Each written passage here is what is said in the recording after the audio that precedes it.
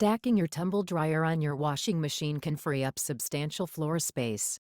Doing it correctly can help you prevent an expensive accident. In this video we'll take a look at how to use the original stacking kit sold by Bosch to safely stack your tumble dryer on a washing machine. Before you purchase or use the stacking kit, please be aware that it only fits washing machines that are 60 centimeters wide and at least 54 centimeters deep.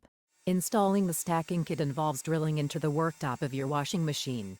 If you're not sure if you should do this, please contact your washing machine manufacturer before you proceed. The stacking kit is supplied with a frame, a cover, 2 end caps, 5 screws and a short drill bit. Disconnect both appliances from power and any venting or plumbing from the dryer. Align the frame of the stacking kit with the top of the washing machine and make sure it points the right way. Push the cover onto its front and align it with the front of your washing machine. Mark the locations of the 5 screws on the top of your washing machine. At this point, it's a good idea to check that your washing machine's detergent drawer moves freely. Take off the stacking kit.